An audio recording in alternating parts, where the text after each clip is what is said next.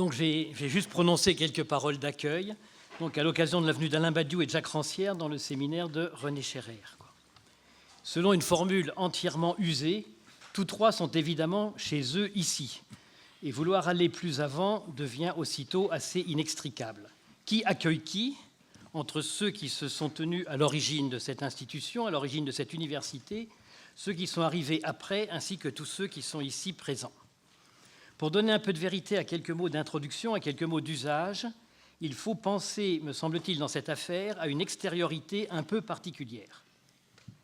Si nous pensons à quelqu'un, par hasard, par exemple, qui pourrait avoir autour de 20 ans en 1968, on peut dire que celui-là, du point de vue de ce qu'il ferait là, aurait pu apercevoir René Scherrer vers cette époque, devant les grilles du jardin du Luxembourg, empêché d'avancer vers d'Enfer Rochereau par des CRS qui faisaient barrage, ayant ramassé un pavé et entouré de manifestants de plus grande taille que lui qu'il appelait René.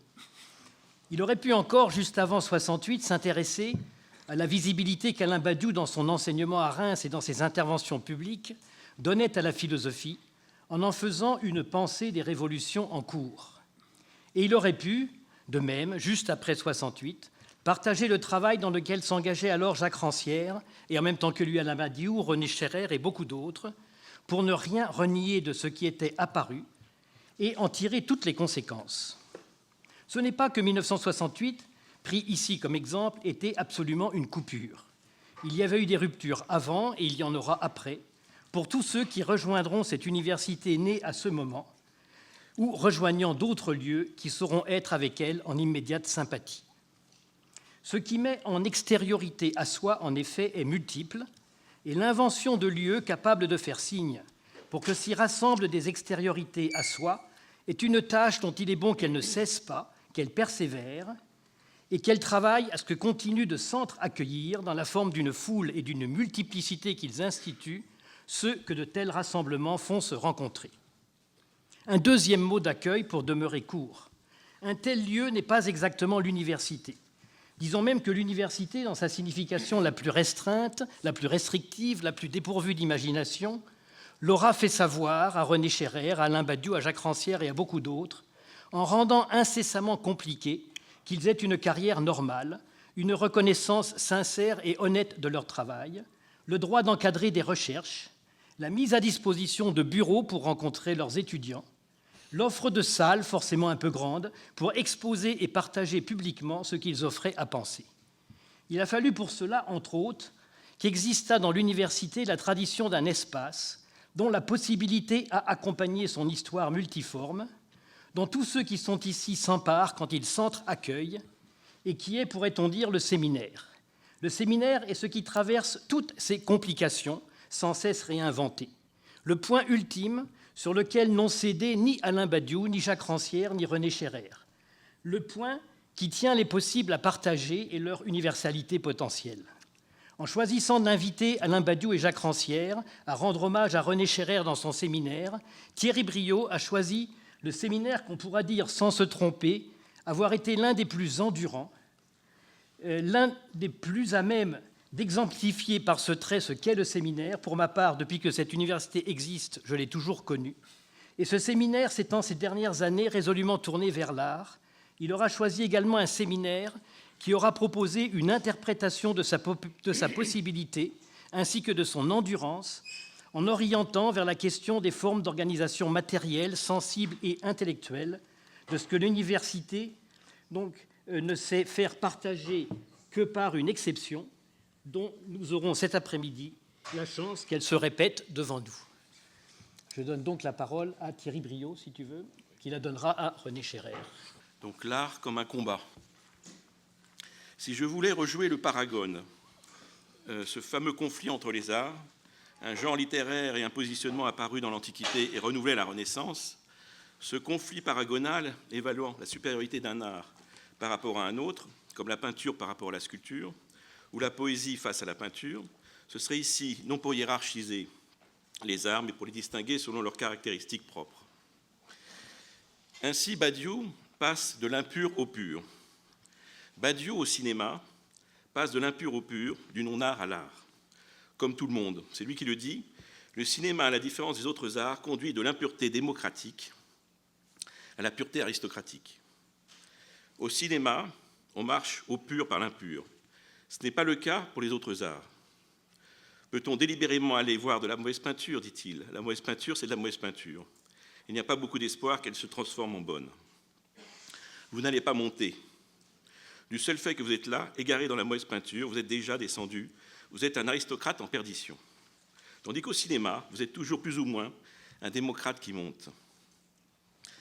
En partant des représentations les plus communes, du non-art, dit-il, de votre vulgarité, de votre sentimentalité la plus écœurante, de votre couardise, selon ses propres termes, vous accédez malgré tout au grand art, à l'art pur selon Bresson. L'impureté, par contre, est fatale aux autres arts. Et Badiou donne l'exemple de la peinture, parangon, semble-t-il, de pureté en art. L'art de masse qu'est le cinéma conduit à l'art pur, et purement plastique peut-être, selon nous, Bresson, Resnais, Ozu. Matrix mènerait à l'année dernière à Marienbad. Pour un peintre, c'est toute la photographie et tout le cinéma qui serait souvent impur, plastiquement, selon nous. Cet art du cinéma se situerait à la frontière du pur et de l'impur en art. Il explorerait à chaque époque la frontière de ce qui est l'art, de ce qui ne l'est pas. Et notre auteur précise encore que le cinéma est de la peinture sans la peinture, parce qu'il ne retient pas les procédures compliquées de formalisation de la peinture. Et en effet, c'est le moins qu'on puisse dire, le cinéma n'a retenu que l'esthétique réaliste, illusionniste ou naturaliste de l'image picturale. Velázquez, d'une certaine façon, ou un granimé. Un monde peint sans peinture, citation. Souvent un monde sans plastique, ajouterions-nous, sauf à penser à la formation du photographe Cartier-Bresson, par exemple, avec le peintre André Lotte, un tenant de la plastique pure, ou Jean Renoir, après son père impressionniste, ou tous ceux qui ont un œil, Voels, Antonioni, et bien d'autres quand même. Mais si l'on retient une définition du cinéma comme pur plastique de l'image en mouvement, alors le cinéma, comme le pensait Abel Gans, n'a peut-être pas encore commencé. Le cinéma comme une peinture pure animée. L'informatique, maniée par les peintres ou d'autres, nous y aidera peut-être un jour, mais bien loin du dessin animé que nous connaissons souvent, ou des simples adaptations de tableaux abstraits. Une dernière chose sur le cinéma, lui qui déborde largement sur la peinture dans les arts plastiques, sous forme de vidéo. La couleur, par exemple, est très peu maîtrisée, dit Badiou.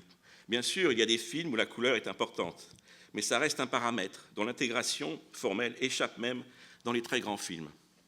On voit très bien que la couleur échappe. Elle est là parce qu'elle est là. Ce n'est pas comme dans une peinture. Dans une peinture, dit-il, le peintre doit donner un coup de peinture pour que ce soit là. Au cinéma, il y a des choses qui sont là parce qu'elles étaient là, tout simplement. On en contrôle une. Au cinéma, il y a des choses qui sont là parce qu'elles étaient là, tout simplement. On en contrôle une partie, mais il y a encore un avenir de contrôle à partir duquel il y aura des innovations formelles. La pensivité de l'image n'est plus le privilège du silence photographique ou pictural. Elle est d'abord une zone d'intermination entre l'actif et le passif, entre la représentation commune de l'image comme un double de la chose et l'image comme l'opération d'un art. En littérature, elle peut être un échange des rôles entre le descriptif et le narratif, entre la peinture et la littérature, une invasion de l'action littéraire par la passivité picturale. La pensivité de l'image, c'est alors la présence latente d'un régime d'expression sous un autre. Ce qui fait que le rapport de l'art à la politique n'est plus un passage de la fiction au réel, mais un rapport entre deux manières de produire des fictions. La politique de l'art dont témoigne l'image pensive précède ainsi la politique des artistes. Elle est l'entrelacement de deux logiques hétérogènes qui reconfigurent l'expérience du sensible. Elle forge contre le consensus d'autres formes de sens commun, nous dit Rancière, des formes d'un sens commun polémique. Mais il faut des images d'action, comme celles qui montrent d'une manière ordinaire Guy Debord et sa compagne au début du film de la Société du spectacle, et aussi le détournement de la charge fantastique, la puissance de transformation du banal en impersonnel. Mais les yes men, nous dit Rancière, ces performeurs qui se glissent dans les conseils d'administration des entreprises en les imitant, échoueraient totalement, parce que leurs actions demeureraient en fait parfaitement indiscernables dans le lieu où elles s'accomplissaient, discernables seulement en dehors et exposées comme performance artistique. Telle la ligne séparant le documentaire de la fiction. Mais notre plastique s'inscrit encore ailleurs, elle a ses critères internes, que l'on retrouve d'ailleurs dans les cinéastes, chez les cinéastes Bellatar ou Pedro Costa, qui ont beaucoup intéressé Jacques Rancière. Mais la question est encore de savoir ce qu'est l'art contemporain. S'il est un art autre, comme Rancière me l'aura dit incidemment, puisque cet art n'est pas homogène, sinon dans son opposition à la modernité picturale, et encore en réduisant la modernité picturale à l'autoréflexion du rétinien et au pauvre vieil aplat, et donc à l'épuisement supposé du rétinien jusqu'à l'autodestruction. La communication de Badiou sur Duchamp a aussi déçu les commanditaires de cette communication, parce que Badiou plaçait Duchamp sous le patronage de Mallarmé. Il reste à penser, disait-il en aparté, la philosophie sous condition de la peinture. La philosophie sous condition de la peinture. Ce n'est pas encore la philosophie à l'épreuve de la poésie, dont nous parlera Badiou tout à l'heure. Quant à la peinture à l'épreuve de la poésie, la voici, et je finis là. Il y a une forme de négation permanente chez Antonin Artaud au sujet de la littérature et à propos de Van Gogh. Son célèbre texte « Le suicide de la société » est particulièrement représentatif de cette dénégation. Rien que peintre, Van Gogh, et pas plus, pas de philosophie, de mystique, de rite, de psychurgie, de liturgie. Puis, alors que Van Gogh est déclaré peintre-peintre, rien que peintre, sans autre caractéristique en termes de métier ou d'approche de l'art, un autoportrait donc de Van Gogh, l'œil de Van Gogh, nous dit-il, est un grand génie, mais à la façon dont je le vois me disséquer moi-même, au fond de la toile où il a surgi. Ce n'est plus le génie d'un peintre que je sens en ce moment vivre en lui, mais celui d'un certain philosophe par moi jamais rencontré dans la vie. Non, Socrate n'est pas cet œil. Seul peut-être avant lui le malheureux Nietzsche eut ce regard à déshabiller l'âme, à délivrer le corps et l'âme, à mettre à nu le corps de l'homme, hors des subterfuges de l'esprit. Van Gogh devient soudainement philosophe, donc médecin, nécessairement nietzschéen. La peinture soigne sans doute au sens du Nietzsche. Il faut sans doute peindre à coups de marteau, mais cela n'avance à rien picturalement de le dire. Et bientôt, c'est la quintessence du théâtre, ou d'un certain théâtre, le plus violent, le plus cruel, comme l'aimait Artaud. Et tout ceci, il le voit à partir d'un ton coloré précis, ou supposé tel.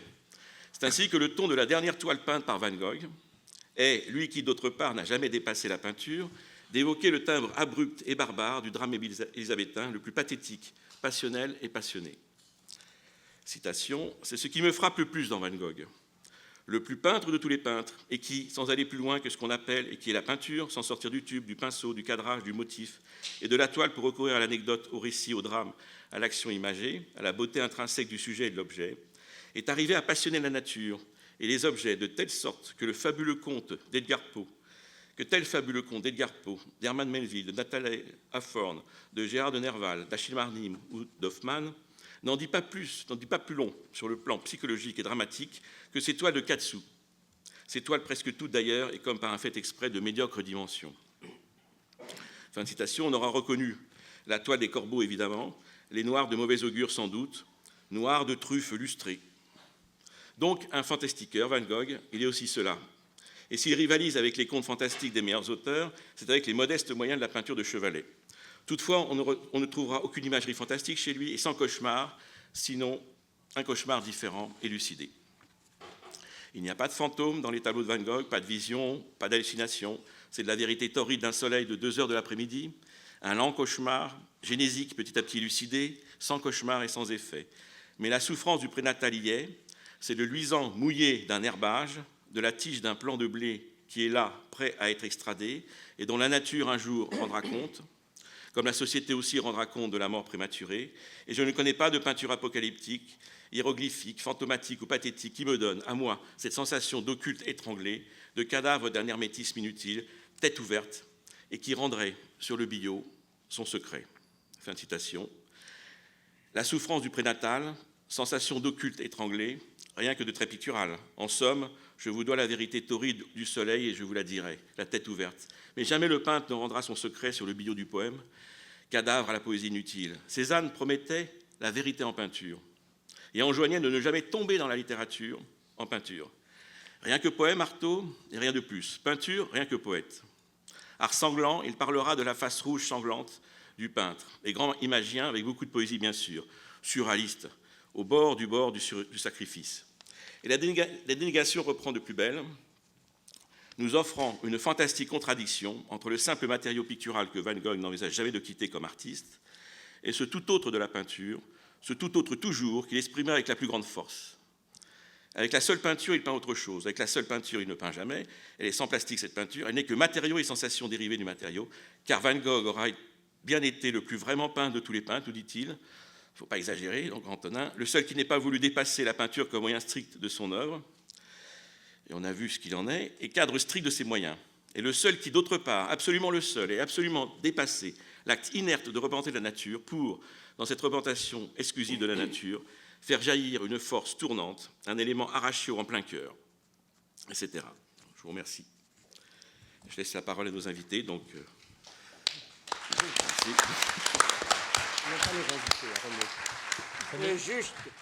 je dirais donc juste quelques mots avant de donner la parole à ceux qui m'ont fait le plaisir, l'honneur, je dirais, de venir, c'est-à-dire Jacques Rancière et Alain Badiou, qui ont bien voulu accepter de collaborer à mon séminaire, au moment d'ailleurs où je vais le quitter, le déclarer clos, puisqu'il dure déjà depuis 1992. Donc vous voyez que c'est assez long, c'est-à-dire le moment où j'ai pris ma retraite.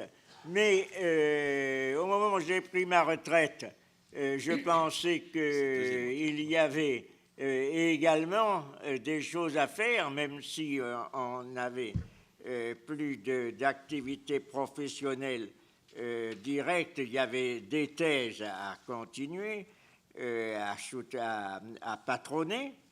Il est regrettable d'ailleurs à l'heure actuelle que de nouvelles réglementations, je ne sais par quelle idée évidemment tout à fait bizarre, empêchent le directeur de thèse de participer au jury de la thèse, ce qui est tout à fait invraisemblable, et qui d'autre part n'a pas provoqué, paraît-il, de protestations bien énergiques dans les membres, dans les syndicats enseignants. Mais il est vrai que les syndicats enseignants, nous savons un petit peu à quoi nous en tenir depuis 1968, qu'évoquait à très juste titre Stéphane Doyer, et qui est sous le patronage duquel, 68, Vincennes s'est construite, et en particulier le département de philosophie. Et je remercie beaucoup Stéphane de l'avoir rappelé, et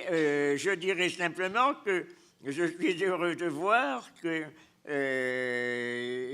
pour conclure ce séminaire, momentanément tout au moins, parce que la continuation sera assurée tout au moins pour cette année par Thierry Briot. Mais je vois qu'on a reconstitué un petit peu des éléments du département, on fait revivre des membres actifs et importants du département de philosophie de Vincennes proprement dite, avec ces deux orateurs qui vont prendre la parole à l'instant même. Alors je dirais que ce séminaire, c'est juste les deux mots que je veux prononcer, a été ces dernières années consacré essentiellement à une interrogation critique, prospective, et d'ailleurs de point de vue pluraliste, sur ce qu'on pourrait appeler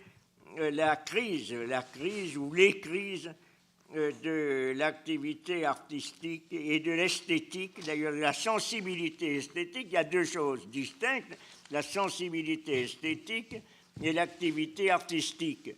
Dans une certaine mesure, on les a mêlés, entremêlés, distingués aussi, parce qu'il ne faut pas confondre l'un et l'autre.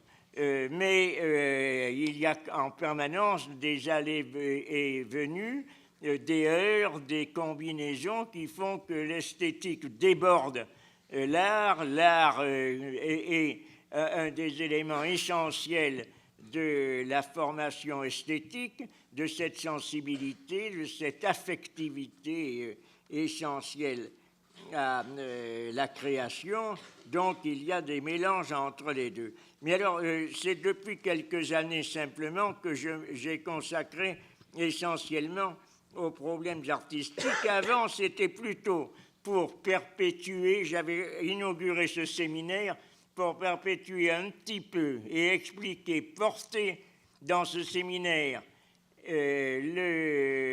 la pensée de Félix Guattari, qui venait de mourir en 92, justement. De sorte que j'ai pensé tout à fait essentiel de continuer la pensée de Guattari, de continuer, enfin, de célébrer, genre, d'expliquer et de faire sentir, dans la mesure du possible, la pensée de Félix, puisqu'il avait été présent lors des séances également où Deleuze faisait son cours, et ensuite, presque immédiatement, Deleuze, qui avait pris sa retraite par suite de sa maladie, mourir également, de sorte que je me suis consacré un peu plus à la pensée de Deleuze, puis de fil en aiguille, et étant donné qu'il y avait encore des candidats en thèse, ce séminaire s'est poursuivi.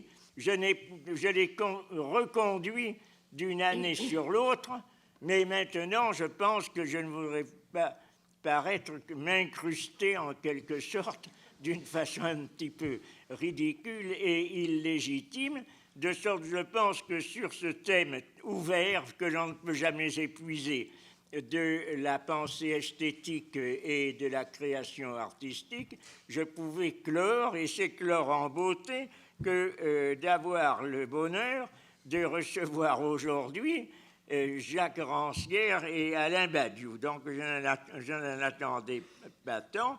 D'ailleurs, je dois dire, mais je suis extrêmement heureux de vous céder la parole. Alors, je cède la parole à Jacques, je n'ai pas besoin de faire des présentations, c'est eux qui se présentent eux-mêmes. Donc, je te cède la parole immédiatement.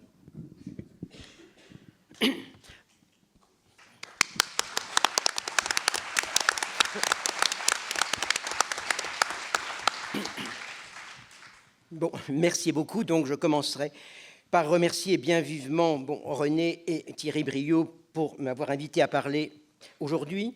Je saisis bien sûr l'occasion de saluer René Scherrer, dont la présence ici, pas ici, mais en tout cas à Paris 8, pour un demi-siècle, a été, je crois, quelque chose de très, très important pour nous, du point de vue intellectuel, du point de vue de l'amitié, et très important, je pense, parce que René est un de ceux qui ont permis que, malgré tout, cette institution reste un peu fidèle à ce qui avait été l'esprit d'un certain nombre d'entre nous qui étaient partis pour Vincennes à l'automne de 1968. Donc, merci beaucoup à René, et je suis très content, bien sûr, que l'occasion me soit donnée de lui rendre hommage aujourd'hui. Bon, mais bien sûr, on n'est pas ici, on n'a pas été invité ici pour parler de René, mais pour parler dans son séminaire, le séminaire qu'il partage avec Thierry Briot. Et donc, il a été rappelé que ce séminaire avait pour titre « L'art comme combat ». J'essaierai donc de répondre, disons, à ce thème à partir du travail que je mène moi-même depuis quelques années pour essayer de repenser les rapports entre politique et art d'un point de vue qui est celui des formes de temporalité qu'il déploie. Bon, je l'ai fait essentiellement concernant la fiction littéraire ces dernières années, aussi un peu, disons, marginalement, pour d'autres arts, un tout petit peu pour du mouvement, d'une part la danse, mais aussi bien plus le cinéma. Donc, je parlerai ici sous le titre « Moment cinématographique ». Bon, le mot « moment » s'entend évidemment en plusieurs sens, que je vais rappeler pour commencer, mais bien évidemment, mon idée n'est pas de jouer sur la polysémie des sens du mot « moment », mais au contraire, d'essayer de réfléchir à l'articulation de ces différents sens, que je commencerai donc par, énumérer. Bon, en un premier sens, ici, « moment » renvoie à ceci que je parlerai à partir d'extraits de 3 films, 3 moments donc détachés du continuum de ces films. Mais aussi, deuxièmement, ces 3 films correspondent à 3 moments différents de l'histoire du cinéma. Le moment expérimental, les années 1920, le moment classique du cinéma hollywoodien, ici représenté par un film de 1940, et le moment contemporain, représenté ici par un film du début de notre millénaire. Bon, j'ai choisi ces moments de film, c'est le 3e point, situés à certains moments de l'histoire du cinéma aussi parce que ces films nous parlent de leur temps, au sens où on l'entend ordinairement, Il nous parle du moment historique où ils ont été conçus et réalisés, et il témoigne donc différemment des conflits, des espérances et des désillusions qui ont marqué l'histoire d'un siècle. Mais aussi, quatrième point, et c'est l'aspect le plus important, ces trois cinéastes ont adopté, pour nous parler de leur temps, un certain traitement du temps narratif. Et réfléchir sur ces quelques moments cinématographiques sera donc travailler sur le rapport complexe entre plusieurs temporalités. Premièrement, les modes de structuration du temps à l'œuvre dans l'enchaînement des images. Deuxièmement, les transformations de ces modes dans l'histoire du cinéma. Et troisièmement, les rapports avec l'histoire globale qui cherche à exprimer.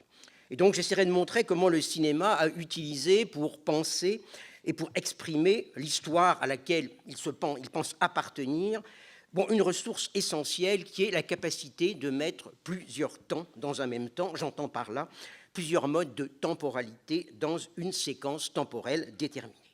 Donc, les trois moments que j'ai choisis présentent une diversité de combinaisons entre des modes d'articulation temporelle différents, continuité et fragmentation, enchaînement et répétition, succession et coexistence, mais ils sont aussi autant de manières d'appréhender le temps de l'histoire, disons avec un grand H, entendu comme destin collectif. Et donc j'essaierai de le montrer comment ils le font dans une tension entre plusieurs temporalités, une temporalité du récit, une temporalité de la performance et une temporalité du mythe. Ces notions se préciseront, je l'espère, dans l'analyse de ces moments. Pour l'instant, donc, j'en donnerai simplement une approximation, une définition très générale. J'entends par temporalité du récit celle qui se donne comme adéquate à une temporalité vécue. La temporalité de la performance, à l'inverse, est une temporalité qui se donne comme construite et autonome. Quant à la temporalité du mythe, disons, c'est ici celle qui fait jouer dans le récit une instance du hors-temps, c'est-à-dire qui soustrait des personnes et des situations au temps narratif. Mon premier film, donc, ce sera un des films les plus significatifs des années 1920, c'est-à-dire du moment de conjonction entre l'expérimentation du nouveau médium cinématographique et la grande expérimentation sociale appelée Révolution. Donc c'est un film dont j'ai déjà parlé selon une perspective différente, à savoir L'homme à la caméra de Dziga Vertov. Le film, on sait qu'il est fondé sur une décision radicale quant au temps du film. En effet, il se présente comme un film sans histoire racontée, sans acteurs qui jouent des personnages, sans mots qui racontent une action ou qui expriment des sentiments. Il est, dit le cinéaste, une expérimentation de communication cinématique de faits réels. Communiquer cinématiquement des faits réels, ce n'est pas simplement user du cinéma pour faire connaître une réalité. Communiquer et faire œuvre de langage, mais ce langage, pour Vertov, n'est pas un moyen pour montrer une réalité qui lui serait extérieure. Et ça pour deux raisons. Premièrement, les mots de ce langage ne sont rien d'autre dans le film que des réalités, au sens où on entend ordinairement, des gestes empruntés au quotidien de la vie et du travail. Et puis, deuxièmement, communication ne veut pas simplement dire transmission d'informations.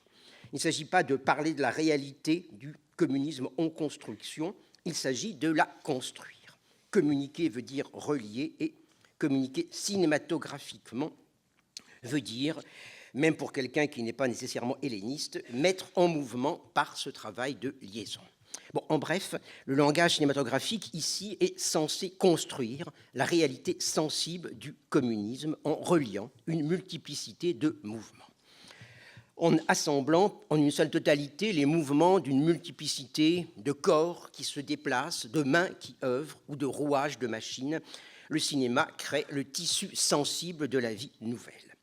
Donc la nouvelle langue n'est pas simplement une langue des images, et le montage n'est pas simplement cet art de rapprocher des images dont parle Godard, il est un moyen de rapprocher des temps, de mettre une multiplicité d'usages du temps en un seul même mode de temporalité. Cette construction, Vertov l'opère au sein d'une unité temporelle empirique qui est celle de la journée. Donc le film a pour cadre une journée ordinaire, donc depuis l'éveil du matin jusqu'aux distractions du soir, en passant par la journée de travail. On sait que c'est la même structure qui commande plusieurs films de l'époque, notamment le film de Walter Ruttmann, Berlin, Symphonie d'une grande ville. Et on pourrait vouloir rattacher ça à un souci documentaire. Mais l'histoire d'une journée n'est pas la documentation d'une journée. C'est une structure fictionnelle qui est caractéristique de cette époque des années 1920 et qui a été illustrée donc peu avant par deux œuvres littéraires qui seraient difficiles de classer dans le genre du reportage documentaire, à savoir l'Ulysse de James Joyce et Mrs. Dalloway de Virginia Woolf. Mais aussi, disons-le, la journée est une structure fictionnelle qui correspond à une révolution dans la fiction. La logique fictionnelle avait été jusqu'alors, disons, explicitement ou tacitement commandée par la distinction faite par Aristote entre deux types de temporalité. D'un côté, le temps de la chronique qui décrit les choses comme elles arrivent, les unes après les autres, et de l'autre, le temps de la rationalité fictionnelle qui montre comment les choses peuvent arriver, ce qui veut dire que l'ordre de déroulement du temps s'identifie au développement d'une logique causale. Bon, cette distinction, on sait qu'elle reposait elle-même sur l'opposition entre deux usages du temps et deux formes de vie. D'un côté, le temps des hommes dits passifs, vivant dans l'univers des choses qui arrivent, les unes après les autres, au jour le jour, et de l'autre, le temps des hommes dits actifs, vivant dans le temps des fins projetées et des moyens qui, éventuellement, produisent des effets autres que ceux qui étaient projetés. La fiction nouvelle revendique à l'inverse ce temps du quotidien qui est fait d'une multiplicité d'événements sensibles, microscopiques, tous égaux en importance et qui relie la vie de chaque individu à la grande vie anonyme qui ne connaît aucune hiérarchie. C'est pourquoi, le cadre de la journée n'est pas simplement une manière de substituer la succession empirique des petits faits à l'enchaînement causal des grands événements. Plus profondément, il substitue au temps de la succession un temps égalitaire de la coexistence. Donc c'est cette démocratie fictionnelle, au sens large, que le montage vertovien de la journée veut transformer en construction spécifique du temps communiste. Autrement dit, les activités rassemblées par le montage ne sont pas une chronique qui suivrait le déroulement des heures du jour. Ce sont autant de mouvements des corps et des machines, de gestes des mains, qu'il s'agit de relier en les rendant synchrones par deux opérations fondamentales. Premièrement, en les fragmentant en très courtes séances, qui sont des unités de mouvement détachées de leur finalité propre, et deuxièmement, en les faisant passer les unes dans les autres à toute vitesse, pour les emporter dans un même rythme d'ensemble, une même symphonie de la vie nouvelle, dont je voudrais maintenant, si tout se passe bien, que nous regardions un extrait. OK.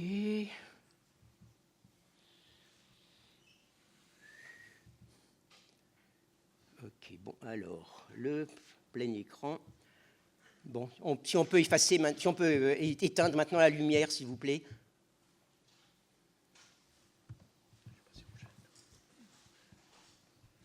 Bon, normalement, il y a une bande sonore, mais je la trouve insupportable, enfin celle qui est sur ce film, donc je l'ai supprimée parce qu'elle commente tellement indiscrètement le film que c'est... Du coup, on ne voit plus le film. Enfin, on ne voit plus la fragmentation parce qu'il y a des espèces de petits trucs dansants ou tout autour qui en est le commentaire.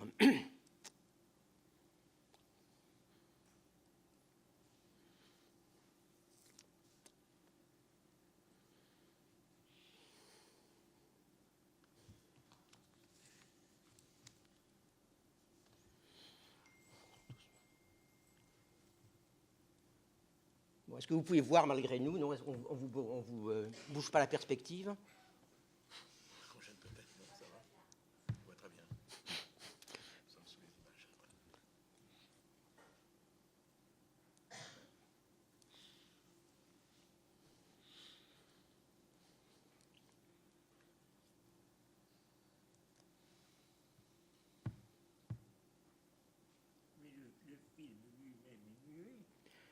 Le film était muet forcément, mais on met des bandes son dessus qui, bon, alors, celle qui est sur ma bande est un espèce de petit truc un peu comme ça, un peu niais, quoi. Maintenant, on fait des choses évidemment avec de la musique contemporaine pour donner plus de côté révolutionnaire à la chose, quoi. Mais, bon.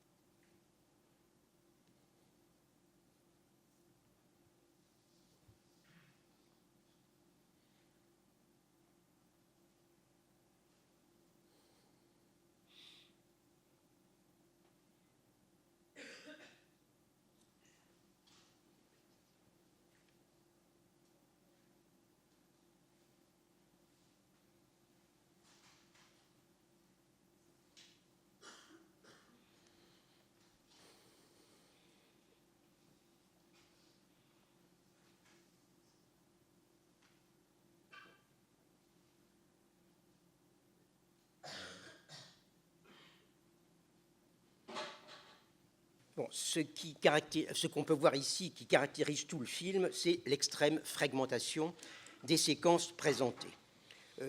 En un peu moins de 4 minutes, nous avons eu à peu près 120 plans. 120 plans, et comme vous avez pu le constater, il y a un seul mouvement de caméra.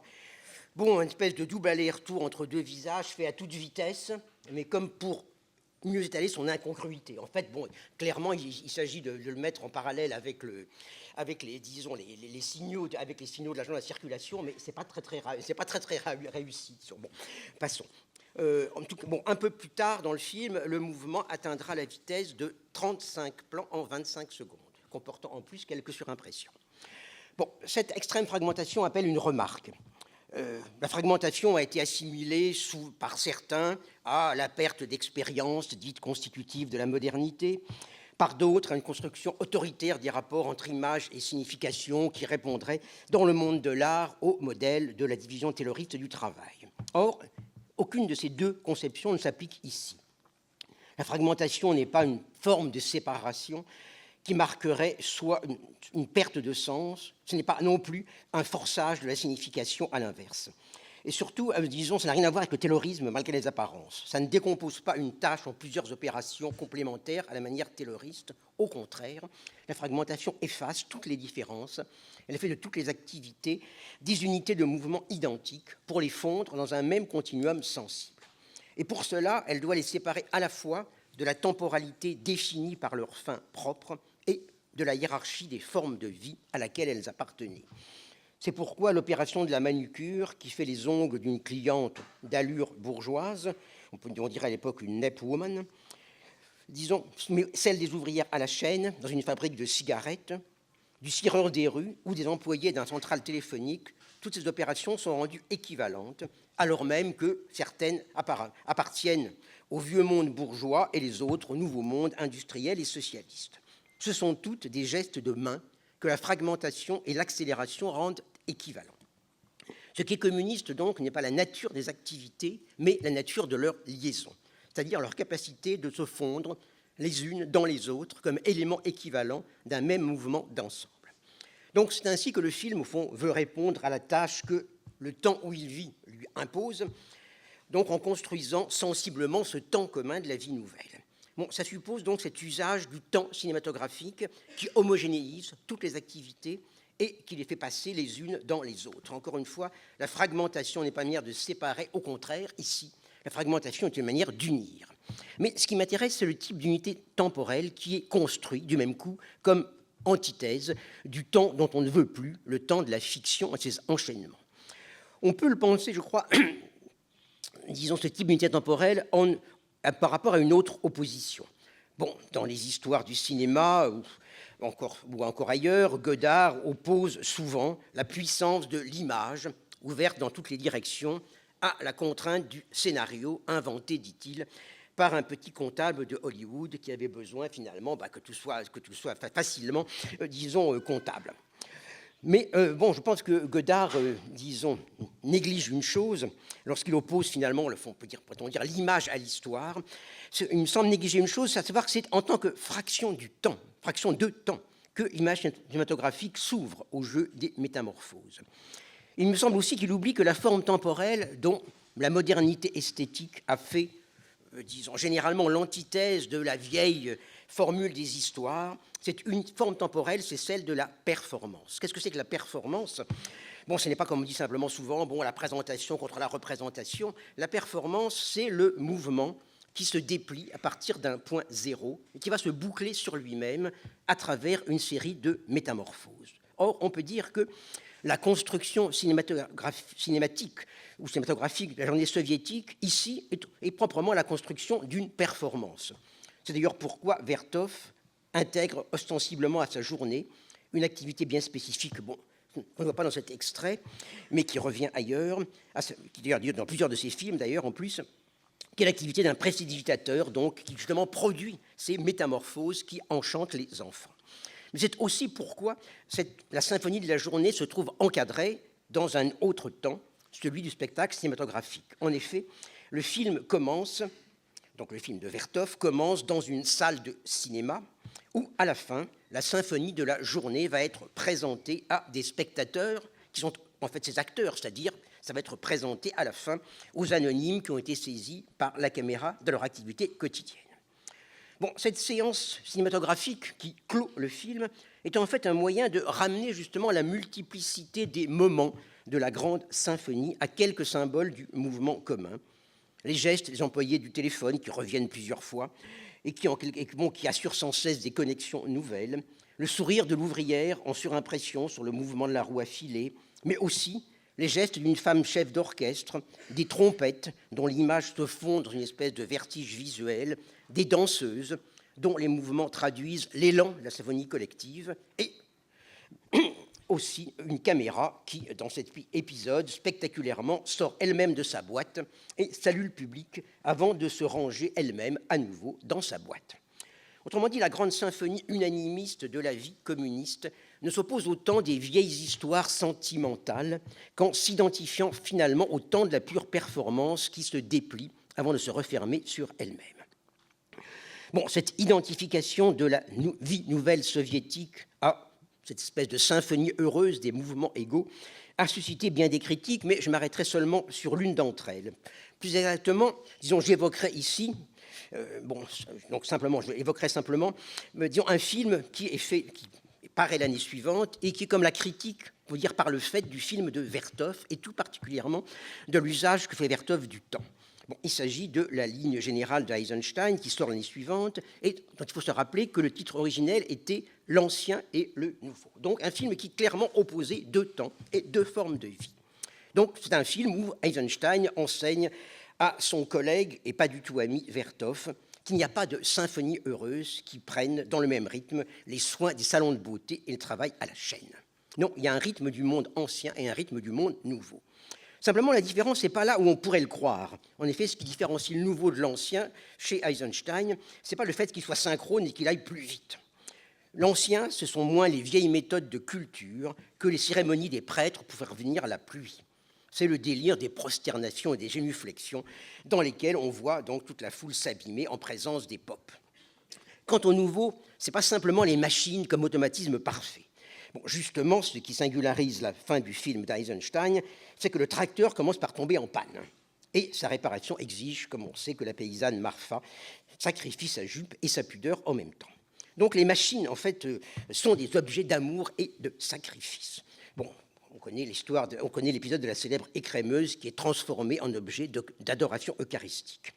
Autrement dit, le temps nouveau, dit Eisenstein, ce n'est pas celui des tours de prestidigitation aimés par Vertov et qui nous fournissent en quelque sorte son modèle.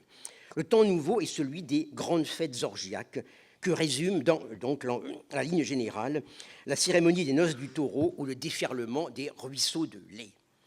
Autrement dit, proprement une transe dionysiaque qui s'oppose à la vieille religion qui courbait les corps vers la terre. Donc le langage du cinéma, disons, dit Eisenstein, n'est pas celui de la performance qui se déplie et se replie. C'est un langage primitif qui fait communiquer le tout nouveau de l'histoire en marche avec l'immémorial du mythe. Ce qui fait que, à tout à l'inverse de Vertov, le montage chez Eisenstein sera en fait une désynchronisation des temps.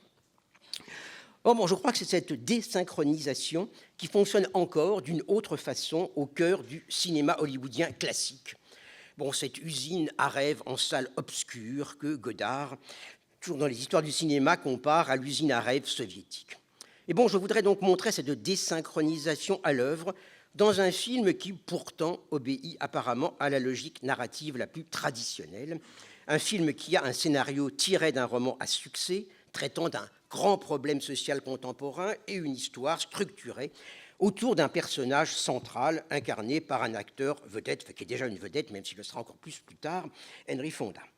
Ce film, c'est Les raisins de la colère, donc réalisé en 1940 par John Ford, à partir du roman de John Steinbeck, qui relatait l'histoire des fermiers de l'Oklahoma, donc chassés de leurs terres par le double effet de la grande sécheresse et la mécanisation, qui s'en vont en Californie, où ils vont rencontrer l'exploitation sauvage des ouvriers agricoles par les trusts capitalistes du commerce des fruits.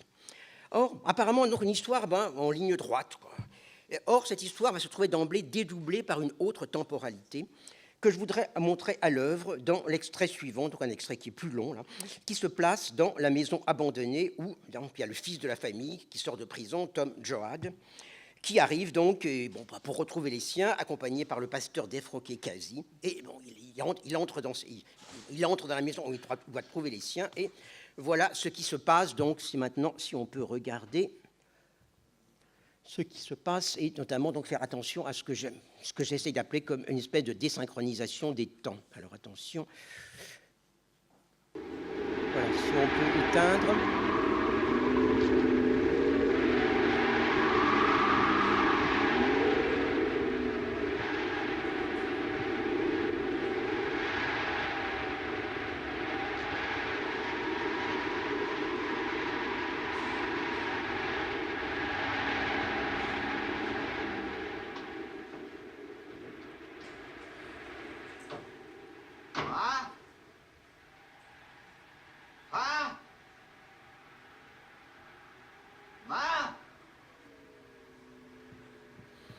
Nobody here? Something's happened. You got a match?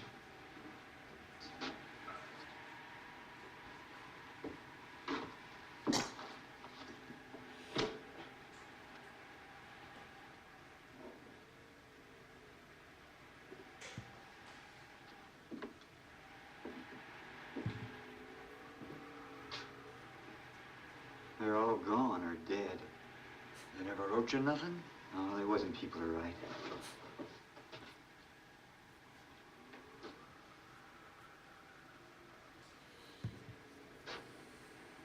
It's Ma. She had them for years.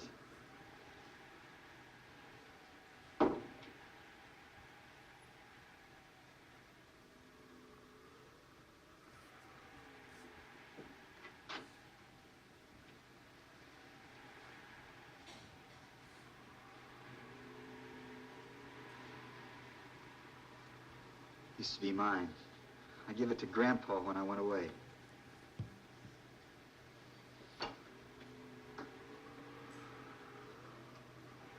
You reckon they're dead? I never heard nothing about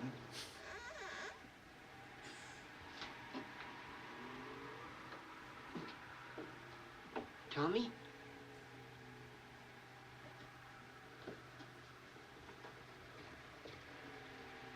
Muley. Where's my folks, Muley? Why, they gone. I know they're gone, but where are they gone? It's Muley Graves. You remember the preacher, don't you? I ain't no preacher anymore. All right, you remember the man, don't you? Glad to see you again. Glad to see you. No, where are my folks? They gone. They gone to your Uncle John's. The whole crowd of them, 2 weeks ago. But they can't stay there either, because John's got his notice to get off. What happened? How come they gotta get off? We lived here 50 years, same place. Everybody's got to get off. Everybody's leaving, going out to California. Your folks, my folks, everybody's folks. Everybody except me. I ain't getting off. Who done it? Listen, that's someone what done it. The Dusters. They started anyways. Blowing like this year after year, blowing the land away, blowing the crops away, blowing us away now. You crazy? Some say I am. You want to hear how it happened? That's what I'm asking you, ain't it? Well, the way it happened to me, a man come one day. Fact of the matter, Muley, after what them dusters done to the land, the tenant system don't work no more. They don't even break even, much less show a profit. Why, one man on a tractor can handle 12 or 14 of these places. You just pay him a wage and take all the crop. Yeah, but we couldn't do on any less than what our share is now. Well, the children ain't getting enough to eat as it is. And they're so ragged, we'd be ashamed if everybody else's children wasn't the same way. I can't help that. All I know is I got my orders. They told me to tell you to get off, and that's what I'm telling you. You mean get off my own land? Now, don't go to blaming me. It ain't my fault. Whose fault is it? You know who owns the land, the Shawnee Land and Cattle Company. And who's the Shawnee Land and Cattle Company? It ain't nobody. It's a company. They got a president, ain't they? They got somebody who knows what a shotgun's for, ain't they? Oh, son, it ain't his fault because the bank tells him what to do. All right. Where's the bank? Tulsa. What's the use of picking on him? He ain't nothing but the manager. And he's half crazy himself trying to keep up with his orders from the east. Then who do we shoot? Brother, I don't know. If I did, I'd tell you. I just don't know who's to blame. Well, I'm right here to tell you, mister, there ain't nobody gonna push me off my land. My grandpa took up this land 70 years ago. My pa was born here. We was all born on it. And some of us was killed on it.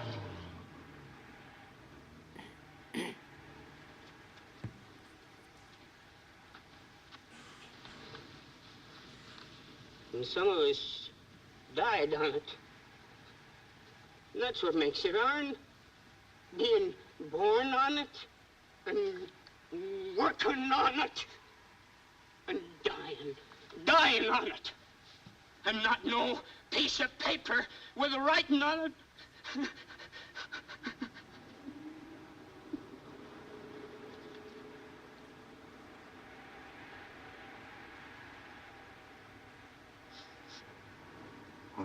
What happened? They come and pushed me off. They come with the cats. The what? The cats, the Caterpillar tractors.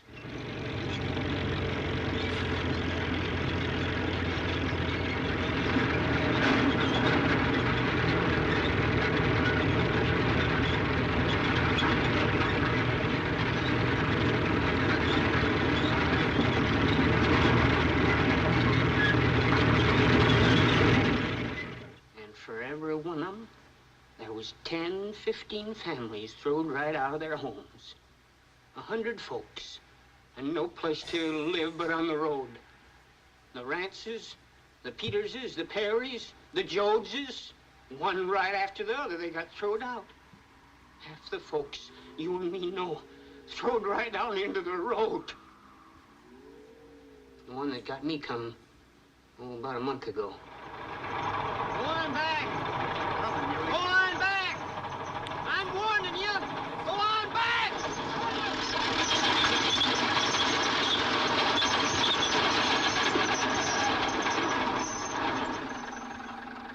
You come any closer and I'm gonna blow you right out of that cat! I told you! Well, you're Joe Davis's boy. I don't like for nobody to draw a bead on me. Then what are you doing a thing like this for, against your own people? $3 a day, that's what I'm doing it for. I got 2 little kids at home, my wife's mother. Them folks gotta eat. First and only, I'll think about my own folks. What happened to other people, their own lookout. Yeah, but you don't understand, son. This is my land. Used to be your land, it's the cottoners now. Have it your own way, son. But just as sure as you touch my house with that cat, I'm gonna blow you plumb to kingdom come. You ain't gonna blow nobody nowhere. First place, they'd hang in, you know it. For another, it wouldn't be 2 days before they'd send another guy up here to take my place. Now go on, get out of the way.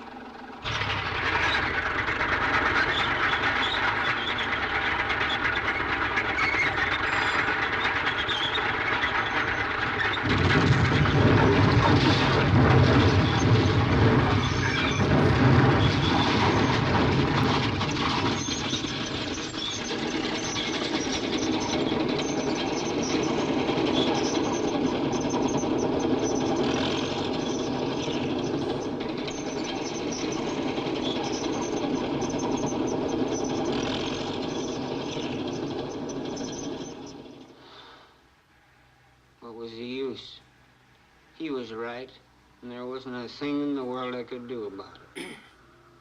Just, it don't seem possible, just getting thrown off like that. The rest of my family set out for the West. There wasn't nothing to eat, but I couldn't leave. Something just wouldn't let me.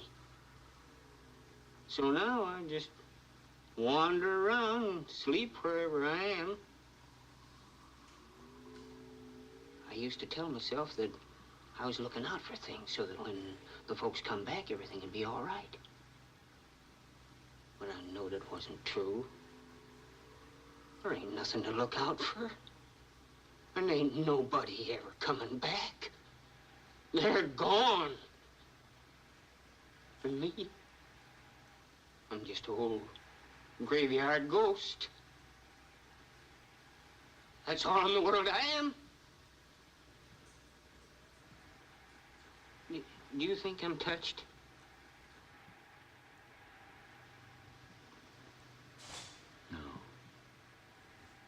lonely, but you ain't touched.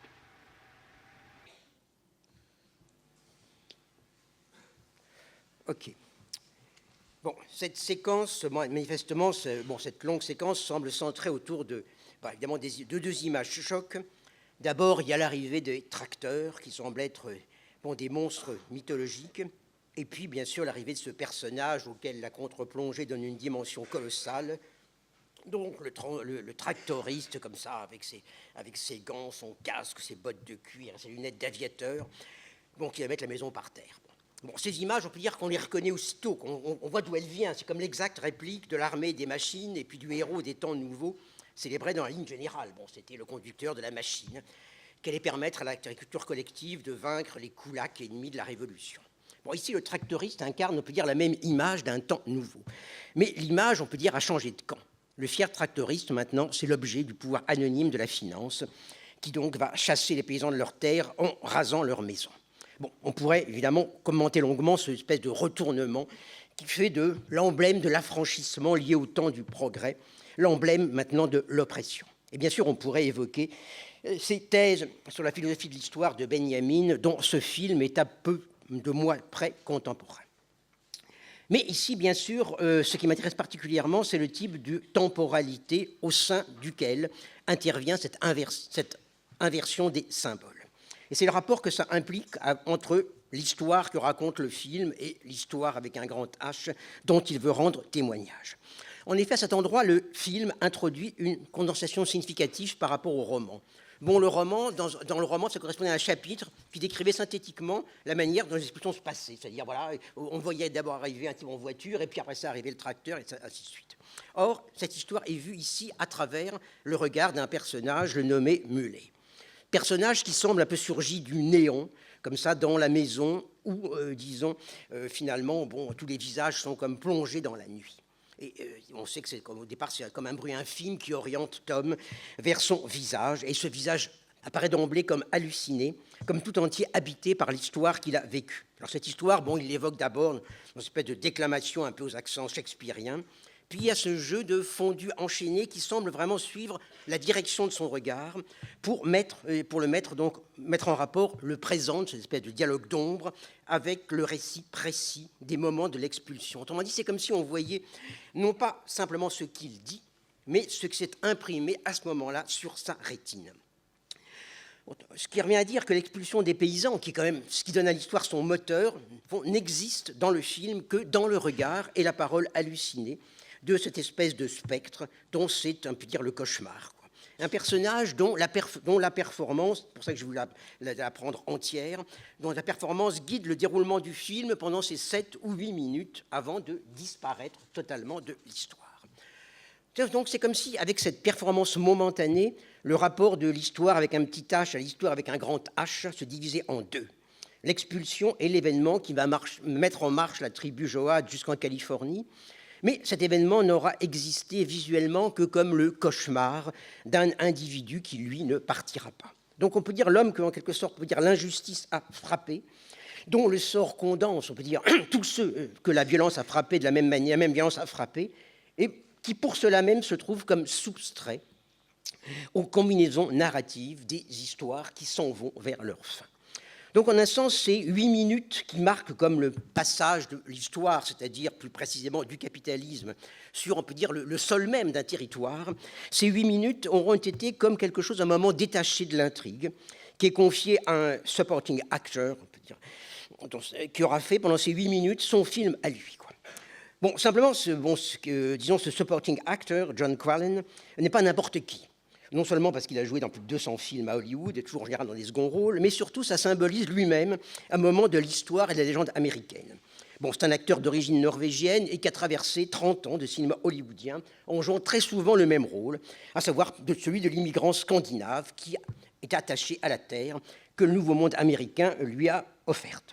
Et 7 années plus tôt, donc le même John Quallen avait joué dans un film emblématique des débuts de l'ère rooseveltienne, à savoir le film de King Vidor, Our Daily Bread. Donc, le film de King Vidor, Our Daily Bread, notre pain quotidien, était donc, décrivait en quelque sorte donc une communauté de gens que le chômage, disons, chassent des villes et qui s'en vont à la campagne, quoi, qui vont petit à petit constituer une espèce de communauté agricole fraternelle, donc à ces gens chassés de leur emploi, chassés des villes, quoi. Donc, le moment fort de ce film, c'était l'effort collectif pour permettre de creuser un canal. Il s'agissait d'irriguer ces terres qui étaient des terres individuelles, mais finalement, c'est le moment où tout le monde se met ensemble, quoi.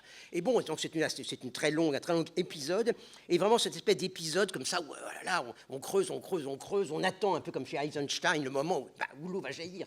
C'est pas la crème, mais c'est l'eau. Et bon, ça ressemblait vraiment comme à une transposition américaine, vraiment de ces scénarios russes de la communauté pionnière. Or, on peut dire que c'est au fond ce scénario dont le même acteur semble ici incarner la fin. Autrement dit, là, au fond, l'espèce de performance singulière de l'homme halluciné connecte, on peut dire, la blessure de l'histoire à un temps qui, désormais, pour lui, paraît tout futur. C'est-à-dire qu'elle le connecte au hors-temps du mythe. Simplement, le mythe ne signifie pas ici, comme chez Eisenstein, le langage primitif, le langage des symboles qui viendrait doubler et magnifier la chevauchée des tracteurs de l'industrie de la vie nouvelle. Au contraire, on peut dire que le mythe, désormais, n'est plus ce qui célèbre l'histoire en marche, mais ce qui la divise irrémédiablement de l'intérieur, quoi. Et bon, il serait intéressant sur ce point peut-être de comparer l'histoire de Meulet avec ces scénarios brechtiens qui, à la même époque, opposent la dialectique de l'histoire à ceux qui la subissent passivement. Bon, Les raisins de la colère est aussi contemporain de Mère Courage, donc l'histoire de cette femme qui s'obstine à ne pas comprendre la guerre que la logique du profit mène contre les humains. Or, bon, c'est une toute autre dialectique que nous offre la division des temps dans le film de Ford. Le hors-temps dans lequel Meulet s'enfonce n'est pas celui de l'ignorance et de la passivité, opposé au temps de la lutte et de la prise de conscience. C'est comme le temps d'une inscription de l'irréparable qui, en un sens, semble révoquer toute histoire de salut, mais en même temps donne à ces histoires leur radicalité, la marque de l'inconciliable. Et au fond, ce moment séparé dédouble la ligne de l'histoire racontée. D'un côté, bon, l'histoire de Tom Joad est celle du paysan chassé de sa terre qui va découvrir, donc, avec la condition d'ouvrier agricole exploité, la réalité de la lutte de classe et finalement acquérir la conscience du travailleur combattant. Mais ce chemin, on peut dire de l'obscurité à la clarté, est doublé par une histoire d'ombre qui va de nuit en nuit, de clair-obscur en clair-obscur, d'hallucination en hallucination. En effet, c'est dans la nuit que Tom retrouvera plus tard, dans une tente éclairée par la lumière des bougies, donc l'ancien prédicateur Casey, qu'on a vu ici, devenu chef syndical et qui sera bientôt abattu par les chiens de garde des patrons. Et c'est encore dans la nuit que Tom, menacé à son tour, dira adieu à sa mère, en lui disant que, bon, désormais, il sera invisible, mais il sera là partout, même invisible, partout où des hommes et des femmes se battront pour leur dignité. Et c'est sur ce départ que le film devait se terminer. Bon, maintenant, ce film a une fin tout à fait différente, une fin optimiste, où la mère de Tom, dans le camion qui emmène le reste de la tribu, affirme sa foi en la puissance indestructible du peuple. Ça se termine comme ça par « We are the people ». Okay. Mais ce qu'il faut savoir, je pense qu'on le sait en général quand même, c'est que cette fin, on peut dire militante, a en réalité été imposée par le producteur Daryl Zanuck. La logique du film tourné par Ford, elle, transformait justement le combattant de l'avenir du peuple en une espèce d'ombre enfoncée dans la même nuit d'où, au début, Meulet avait émergé un moment avant d'y retourner. Autrement dit, ce cheminement, un petit peu comme de nuit en nuit, de clair-obscur en clair-obscur, ne vient pas effacer la violence du témoignage sur la férocité de l'exploitation sociale. Il semble qu'au contraire, cette violence soit comme radicalisée par la dimension mythique que confère à l'exode des paysans, ces trois corps hallucinés. Autrement dit, on pourrait dire que le film raconte la lutte des classes de deux manières, sur le modèle aristotélicien, comme un passage de l'ignorance au savoir, mais aussi comme la répétition d'une série hallucinée de trouées de lumière dans la nuit. Et il la raconte donc dans le décalage de deux temporalités qui vont occuper le même temps. Et c'est par ce dédoublement peut-être qu'il témoigne de ce que le capitalisme fait aux humains.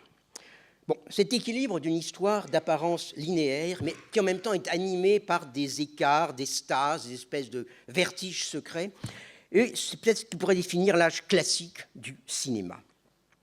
Âge classique en opposition d'abord à cet âge symbolique que le cinéma de Vertov pourrait incarner, c'est-à-dire, au fond, ce cinéma qui prétendait construire, par ses propres moyens, la réalité d'un monde sensible nouveau. Bon, dans la tradition hegelienne, on sait que le moment classique, c'est le moment où la forme et le contenu de l'art se trouvent en adéquation.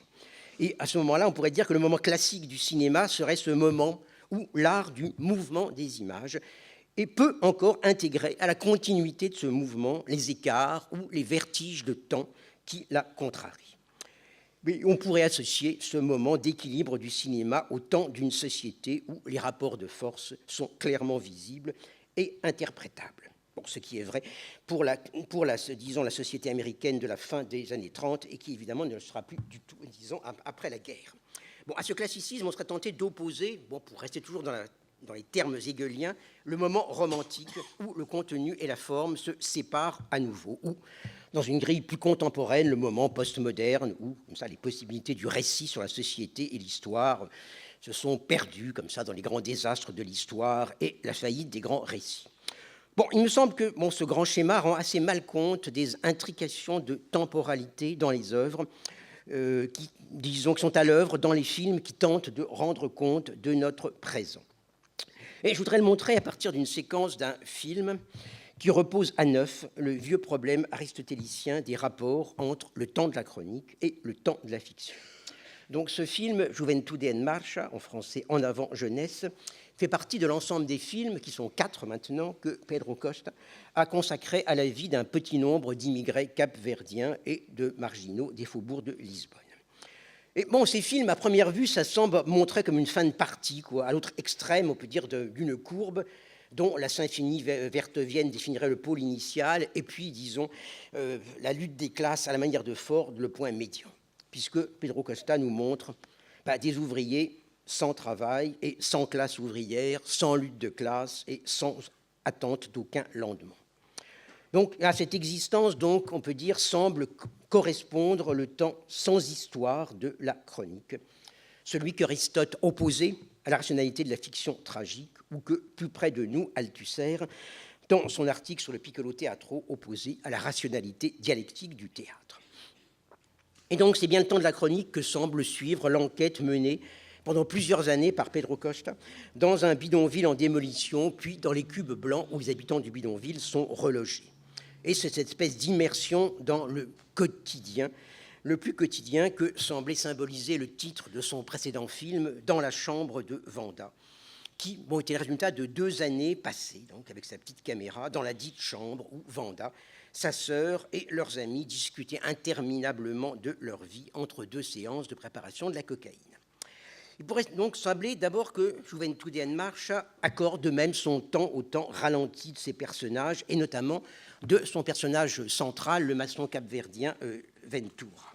Ce que nous voyons, c'est apparemment des scénettes de la vie quotidienne, des histoires d'actes de travail, d'accidents du travail, des parties de cartes avec son collègue Lento, un rendez-vous avec l'employé municipal pour obtenir un logement social au nom d'une famille imaginaire, des visites diverses, des conversations banales. Donc ces scènes apparemment sont trop banales, sont trop ancrées dans le quotidien pour être autre chose que du documentaire. Mais rapidement pourtant, la manière dont ces scènes familières se succèdent et se raccordent, ou plutôt ne se raccordent pas les unes aux autres, met en doute notre foi dans le caractère documentaire de ce que nous voyons. Bon, nous voyons une scène qui est présentée dans l'indistinction du présent à la suite d'une autre, mais qui semble être une réminiscence d'un temps éloigné. Une autre fois, nous voyons Ventura partir au travail avec Lento. Et à l'épisode suivant, nous le retrouvons seul et habillé différemment entre 2 peintures du musée Gulbenkian. Donc, une série de ruptures dans l'ordre des temps, et je voudrais en commenter une plus particulièrement qui se trouve dans les épisodes, ce qui est situé près de la fin du film. SV4, go, effet. Voilà, si on peut éteindre.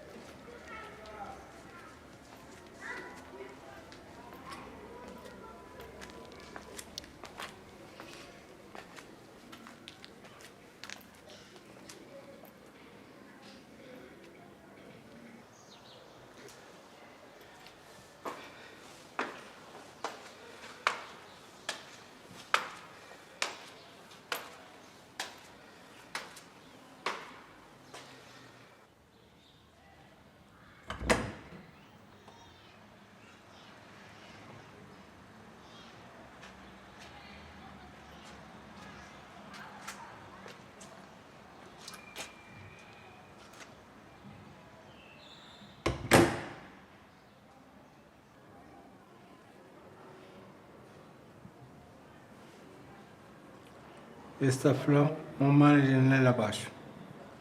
Esta flor, uma janela abaixo. O quarto filho, uma mulher, em cima de carro, tudo picadinho, picadinho. Esta flor, uma grita. Grita tem que pôr mais. Tinha minha mãe, minha pai, bombeiros, Santa Bárbara Generosa. Tem grita, bobo. Fica tudo escuro. Bota a minha mão. O que mais? Fica colado na parede, 1000 graus. Que estava ali de temperatura. Quando tu me notícia de inte chora. O chora me. Já chora tchau, bobo. Gata aeroporto. Era o que te chorava. E merda que não tinha esse bom morrer. Mesmo que tinha se morrer na Marinha de Campo Grande afogado. E merda que não tinha de morrer naquele tempo.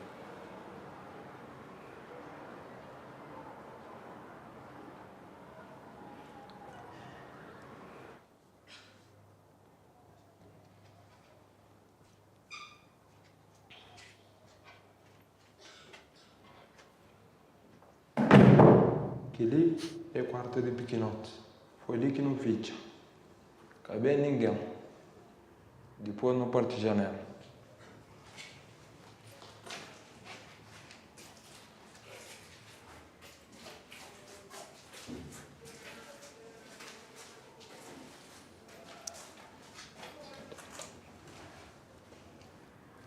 Mas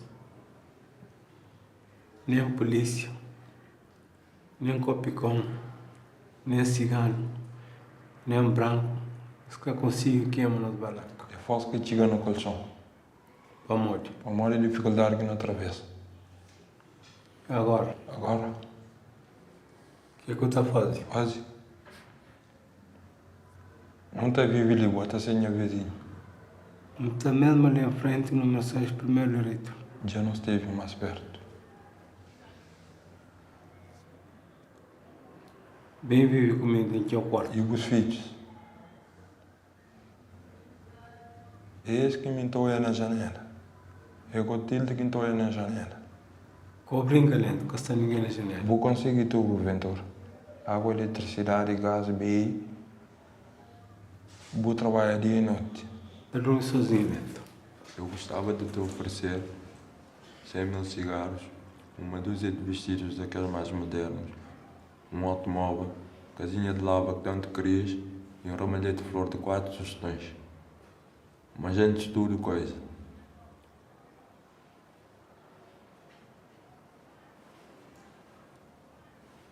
Bebe uma garrafa de um vinho bom e pense em mim.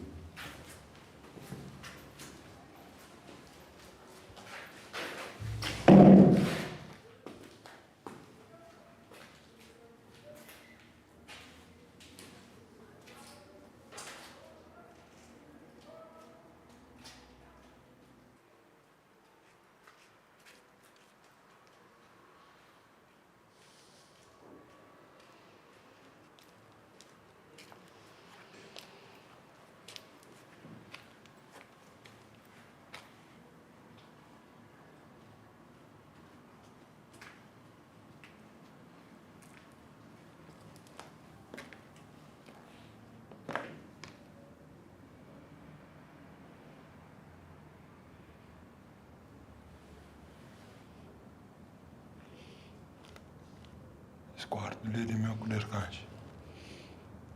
Ali que começa.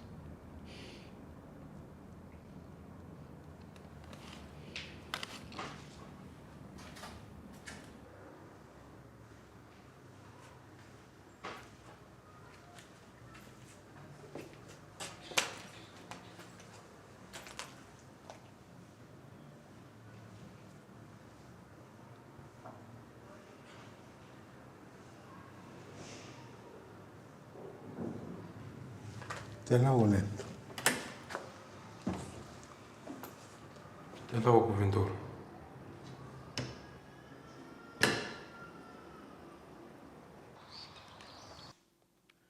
Bon, si on peut rallumer, s'il vous plaît. Merci beaucoup.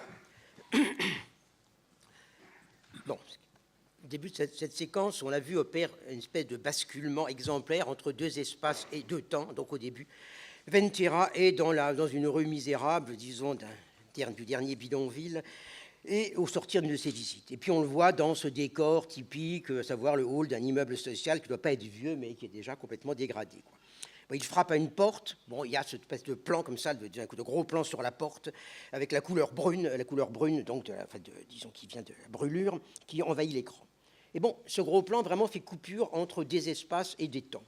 De l'autre côté de la porte, proprement, on n'est plus dans la même temporalité. Et bon, on peut dire que cette rupture entre deux temps, elle est marquée par le caractère cérémonieux des gestes de celui qui accueille Ventura, à savoir son collègue Lento. Tout au long du film, pourtant, Lento a opposé sa silhouette massive, comme ça, obtuse, à la silhouette noire et féline de Ventura.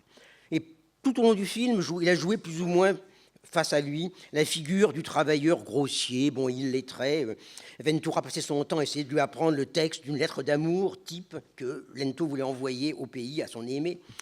Or, bon, ici, Lento, dès le départ, on peut dire qu'il a dépouillé l'enveloppe de ce travailleur comme ça, un peu robuste et stupide, pour devenir une espèce de visionnaire sorti de la nuit à la manière de l'illuminé Muley chez Ford. Bon, on voit Ventura qui lui prend la main. Tous deux se tiennent face à nous, dans une disposition, on peut dire donc comme ça, frontale, qui est inhabituelle au cinéma. Donc, ils sont comme des acteurs de théâtre, et le regard même est comme le regard de gens qui essayent de se souvenir de leur texte, et leur dialogue prend le rythme, une espèce de psalmodie tragique avec ses voix alternées. Bon, plus tard, Lento donc récitera fièrement la fameuse lettre d'amour dont il n'avait jamais réussi à apprendre le premier mot. Et entre-temps, sur le même ton cérémonieux, il aura raconté comment, donc, avec sa femme, ses enfants, ils ont été brûlés, ils se sont jetés dans le vide suite à l'incendie qu'il avait lui-même allumé. Et donc, il montre ses mains brûlées. Ventura confirme qu'elles sont toutes brûlées. Bien, mais nous ne voyons rien, nous ne voyons absolument pas, disons, de brûlure sur ses mains. Bon, ce désaccord visuel vient souligner, on peut dire, une rupture plus profonde avec toute logique de continuum narratif. En effet, le problème, ce n'est pas simplement qu'on ne voit pas de brûlure sur ses mains, c'est que le Lento que nous avions vu jusque-là n'avait ni femme ni enfant. Et en plus, il était déjà mort. C'est-à-dire, le film avait déjà fait mourir en faisant tomber d'un poteau électrique en essayant de raccorder sa baraque disons, au réseau. Donc, à ce moment-là, on est vraiment dans l'impossibilité totale de raccorder ces épisodes aux autres dans un continuum narratif. Et donc, obligé de comprendre définitivement ce que justement l'allure apparemment comme ça nonchalante du récit avait pu plus ou moins masquer jusque-là. À savoir que les épisodes du film ne sont en rien des moments vécus de la vie des deux immigrants saisis par la caméra. Ce sont des fictions, mais des fictions d'un type particulier, non pas des histoires de personnages imaginés et joués par des acteurs, mais des petites scènes, à la manière du Brecht de Grand-Peur et misère du Troisième Reich.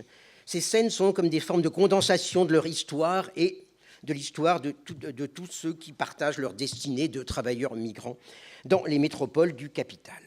Donc, ce que Lento raconte là, bon, ne lui est pas arrivé, bien évidemment, mais c'est arrivé de fait à une famille d'immigrants capverdiens pendant le tournage du film. Et cette histoire, on peut dire, s'est trouvée intégrée à la performance que Ventura et Lento donnent ici.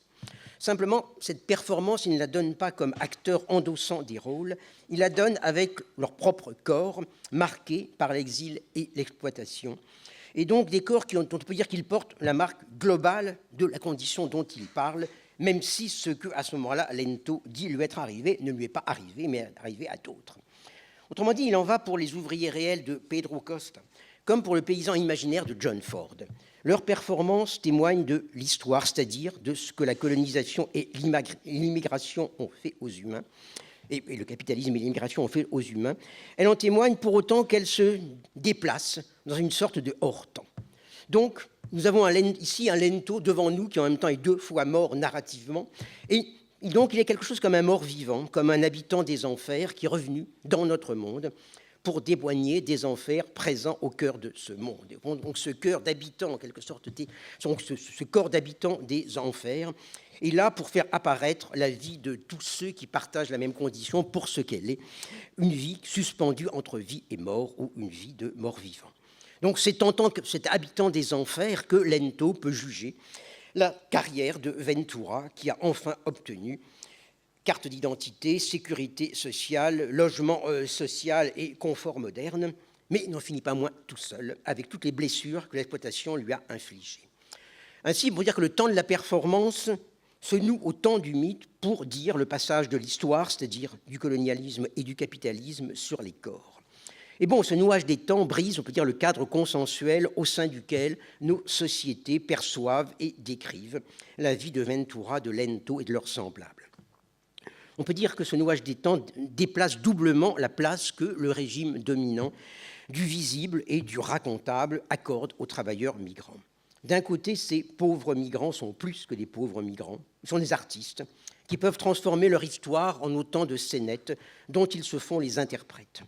Mais de l'autre, ils sont comme moins que des pauvres migrants, des morts vivants, les habitants des enfers, mais cette identité elle-même est double. D'un côté, Lento et Ventura sont des corps mutants, semblables à ces zombies, ces hommes léopards ou ces femmes chats que mettait en scène un cinéaste contemporain de Ford et cher au cœur de Pedro Costa, à savoir Jacques Tourneur, mais de l'autre, ils sont en même temps des juges des enfers qui viennent juger les vivants.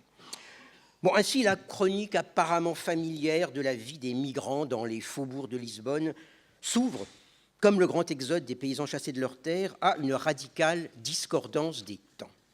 Mais bon, le récit cinématographique classique s'avérait propre à intégrer le temps discordant. La marque de l'irréparable, elle l'intégrait comme un dédoublement à peine perceptible dans la conduite du récit. Or, c'est cela que le récit de l'errance des migrants ne semble plus permettre. Le hors-temps de l'irréparable et du mythe s'est maintenant introduit au cœur de la chronique. Autrement, le temps de l'exploitation dont Lento et Ventura témoignent doublement comme acteurs et comme corps porteurs d'histoire, ce temps-là interdit au film de se dérouler comme un enchaînement d'événements qui progressent depuis le début jusqu'à la fin. Corrélativement, il interdit tout rachat de la violence subie par une histoire en marche vers un avenir. Bon, on voit ici comme cette espèce de petite mise en scène d'un tribunal des enfers, mais on peut dire que dans le film suivant de Pedro Costa, Cavallo di Nero, on peut dire que ce tribunal des enfers, ce film qui se passe tout entier pratiquement dans un hôpital, ce tribunal des enfers sera véritablement, disons, comme vraiment mis en scène directement, puisque ça se terminera notamment par une scène, on peut dire que c'est une scène entre deux personnages, donc toujours Ventura, et une espèce de personnage complètement mythologique, une espèce de soldat de la Révolution des œillets qui est entièrement badigeonné et statufié, quoi. Et on peut dire que, disons, d'une certaine façon, dans ce tribunal des enfers, on peut dire qu'il met en jugement, on peut dire toutes les promesses d'émancipation collective que les Blancs se font, et disons, dont en quelque sorte la vie des Capverdiens de Lisbonne présente comme la face d'ombre. Il n'y a plus alors aucun temps de l'évolution historique qui puisse accompagner le temps de ces scénettes, qui puisse promettre une justice à venir pour l'injustice que disent ces voix et que montrent ces corps.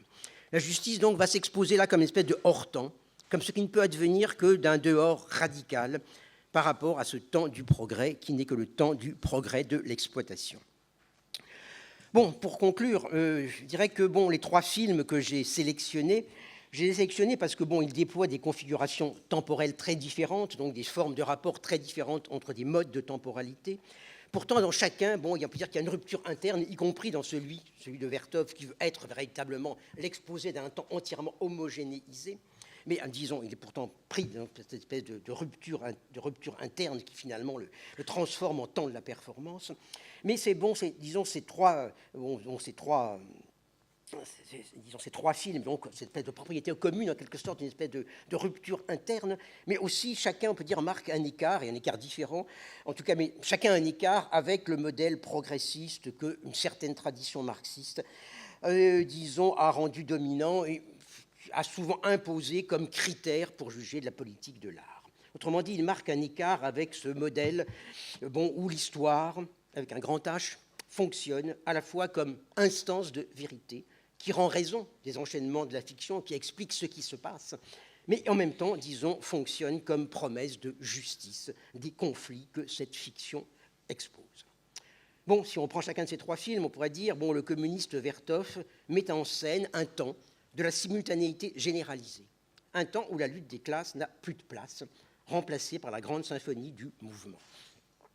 Ça veut dire aussi, paradoxalement, qu'à l'enseigne de l'art devenu vie, qui est quand même l'enseigne de l'art révolutionnaire de l'époque, il propose un temps dont le modèle est proprement celui de la performance artistique. Et on pourrait ironiquement appliquer à ce cinéma communiste la phrase par laquelle Marx résumait la position, disons, de l'idéologue par excellence, Proudhon, à savoir « il y a eu de l'histoire, mais il n'y en a plus ». Bon, Ford, de son côté, représente lui, une persistance de la lutte des classes, mais aussi, disons, il la met comme en écart avec le scénario progressiste d'une histoire en marche. Il double une intrigue narrative de lutte et de prise de conscience par une performance singulière qui relie le temps de l'histoire au hors-temps du mythe. Et l'ironie, dans ce cas, c'est que c'est l'homme du capital, le producteur du film, Daryl Zanuck, qui recoue la déchirure et qui fait que le film se termine par une victoire du peuple qui est identique simplement à l'exigence commerciale de Happy End. Bon, chez Pedro Costa, troisième cas de figure, on peut dire que le rapport entre le temps de la performance et celui du mythe semble avoir entièrement dévoré l'instance du récit. Il semble s'affirmer comme seul capable de traduire aujourd'hui la violence de l'exploitation et la violence du refus, au fond, de le traduire sous la forme d'un sentiment de l'inconsciabilité radicale. Et on peut dire effectivement qu'on a ici affaire à une scission radicale entre scénario de justice et temps du progrès, qu'il s'agisse du progrès historique ou de la progression d'un récit. Bon, cette scission ouvre bien sûr sur un problème beaucoup plus large, qui est celui de penser aujourd'hui la temporalité de la politique dans les conditions de cette scission. Mais bon, ça c'est une question qui nous emmènerait très loin hors du champ de mon propos. Donc je me limiterai ici à ce qui concerne la temporalité du film et son rapport avec son temps. Donc, au fond, je me contenterai de souligner ici, comment dire, la troisième forme, en quelque sorte, d'ironie, dans le rapport, disons, du temps cinématographique au temps qu'il essaye de produire, de traduire et de penser. Bon, le temps que Pedro Costa construit ici, pour que des exploités disent ce que la domination leur a fait, est un temps que, par ailleurs, l'industrie du cinéma déclare incompatible avec celui des salles de cinéma et envoie de plus en plus dans le hors-temps des musées. Bon, merci de votre patience.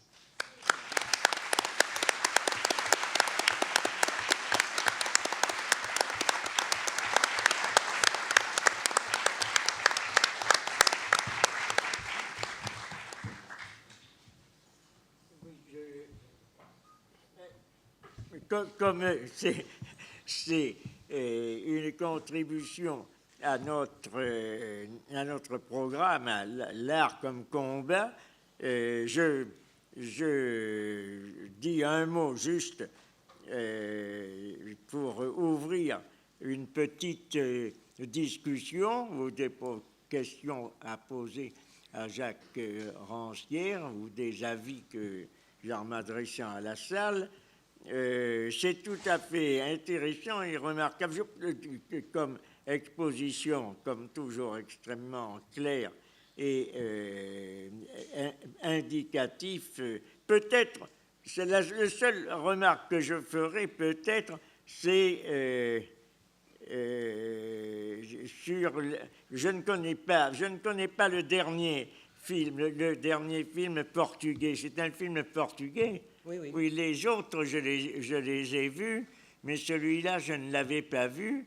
Il est très, très étrange, très, très intéressant. Ces personnages que l'on voit, qu'est-ce qu'ils sont exactement dans le film? Ils sont réels ou ils sont... Parce que là, on a l'impression que ce sont... Que tu le relis à un temps du mythe, mais on a l'impression que ce sont des apparitions effectivement un peu mythiques, un peu des personnages. J'en parlais tout à l'heure avant d'entrer. J'avais cité Cocteau sur une chose tout à fait différente, mais ils entreraient bien dans des personnages un peu tirés du sang d'un poète ou des personnages mythiques également, tels que l'on voit dans un sens tout à fait différent et qui n'a pas de rapport direct avec ce que tu dis, mais dans le style, il y a quelque chose qui en fait des sortes de personnages, je dirais, dans un sens, des personnages angéliques, c'est-à-dire comme des anges qui apparaissent. Tu parles d'un tribunal des enfers, c'est un petit peu comme dans le film de Sartre, Et également, il y a des personnages qui sont, je ne me rappelle plus comment ça s'appelle, les jeux sont faits, là, comment ça s'appelle dans le film de Sartre, qui montre justement des personnages qui sont aux enfers. Non, les personnages. Ah oui, non, c'est pas ça. Non, c'est ah oui, l'enfer, c'est les autres. Comment ça s'appelle déjà? Oui. Ben, le Sartre, là. Oui. L'enfer. Huis clos. Huis clos. Non, pas dans huis clos. Ah, ben, dans les. C'est en huis clos qu'ils sont dans les enfers. Oui, mais c'est l'enfer. L'enfer, c'est les autres dans huis clos. Oui, mais ils sont en enfer. C'est les personnages, c'est pas les jeux sont faits. Je ne me rappelle plus quel est le titre. Ah, oui, ceux qui sont. Toi, tu le sais, c'est très certainement, puisque tu es spécialiste de cinéma, non? Tu ne sais pas? Si, le film de Sartre où les personnages rejouent leur vie. C'est bien les jeux sont faits qui rejouent leur vie aux enfers. Là, ce sont des sortes d'apparitions, ces personnages. Mais qu'est-ce que c'est je te demandais justement le nom du cinéaste, parce que peut-être que... Moi je l'ignore, je ne l'ai pas vu. Peut-être qu'il y en a qui le connaissent, non? Sûrement, oui.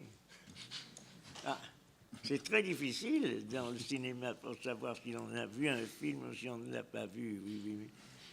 Celui le plus intense, celui qui prend dans le passage que tu as découpé, c'est celui de Force, c'est celui des raisins de la colère qui prend là une intensité très très grande. Le livre, le roman d'ailleurs a aussi une très grande intensité, mais là à l'image a une très grande force et une très grande émotion et critique par rapport à la société, d'autant plus d'ailleurs qu'on n'est pas loin avec cette histoire des raisins de la colère d'une situation contemporaine de l'existence, de la condition des paysans un petit peu partout dans le monde et de l'invasion de l'industrie ou d'une certaine forme de remembrement, d'industrialisation de l'agriculture qui est tout à fait frappante, certain.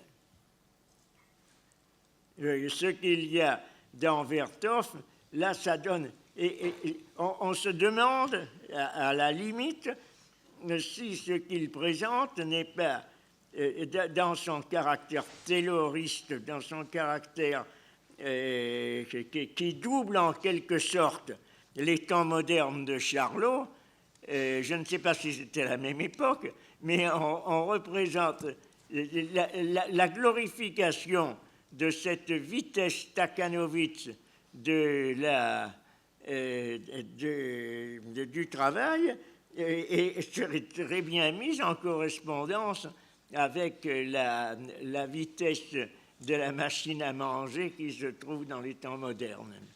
Tout à fait.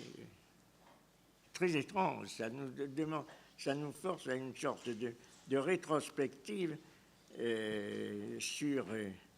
Et peut-être certaines choses d'Eisenstein. D'ailleurs, tu n'as pas présenté la ligne générale, mais dans la ligne générale, il y a bien des aspects qui correspondraient à cette phase. Je vais à ce moment-là soulever une tempête de la part de Badiou, parce que je dirais à cette phase d'une certaine conception du communisme, bien que Eisenstein soit très grand et fait des choses tout à fait remarquables, avec en particulier le cuirassé Potemkin, avec la prise du palais d'hiver, avec tous les films qui ont été consacrés à la Révolution ou la grève également, mais ce qui est fait par Eisenstein comme célébration de l'époque de la mise en place du système de travail soviétique est évidemment très litigieux, très contestable, je trouve, relativement à ces autres films, y compris les films historiques comme Alexandre Nevsky, ou également Ivan le Terrible. Donc les combats, alors je reviens à mon thème, puisque le thème était l'art comme combat, à quel niveau définirait-on les différents combats qu'a épousé ou qu'a livré le cinéma, et sur quoi, contre quoi. Donc, on le voit très bien, et c'est pour ça que je dis que peut-être c'est les raisins de la colère qui m'ont le plus touché, parce qu'on voit très bien sur quoi il combat et à l'égard de quoi il combat, parce que ça nous est très sensible à l'heure actuelle à propos de la condition de l'agriculture en particulier dans les pays contemporains. Je m'adresse à la salle après cette petite entrée en matière pour vous demander si vous avez des questions à poser. Il y a un micro là, mais je ne sais pas s'il y a quelqu'un pour le faire circuler. Il y a peut-être un micro. Ou alors vous pouvez venir ici pour en parler. Ce n'est pas bien difficile. Eh bien oui. Et Guy Nicolas. Oui, dis ton nom en même temps. Oui, tu n'as qu'à dire. Il faudrait que tu dises ton nom en même temps. Guy Nicolas, qui participe à ce séminaire d'une façon très régulière. Oui. Vas-y. Et il ne marche pas, le métro. Le micro. Allô? Bon. Ou alors tu prends celui-là. Non, mais ça va. Il n'était pas activé.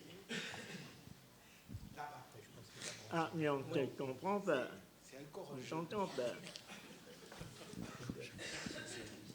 Ingolf Diener. Tout juste une remarque, observation sur le film de Ford.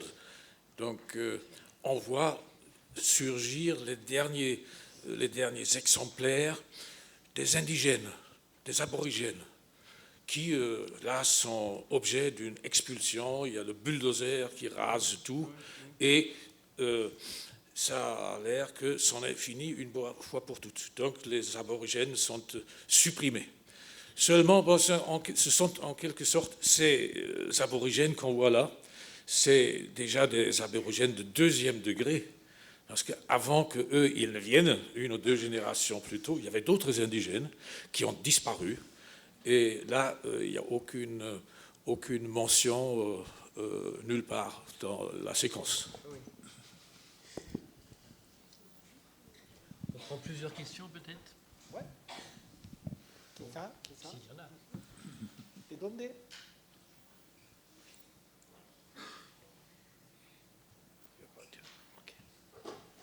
Ah, mais ça va être sportif. Tiens, garçon. Bonjour. Alors, pour le dernier film, Avant la jeunesse, alors, est-ce que le mythe, c'est le fait qu'il soit tout le temps pris dans une même histoire et soit, on va dire, dans l'immanence perpétuelle de cette histoire? Ou est-ce que c'est le fait qu'ils ne peuvent rien faire et que du coup, tout espoir est placé juste dans un mythe au-delà, en fait, de leur vécu et de ce qu'ils font?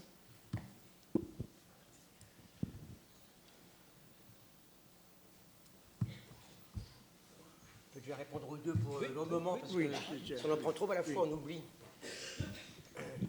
Ah oui, c'est vrai que c'est pas besoin d'attendre le micro. Non, mais ça va, bon, c'est bon.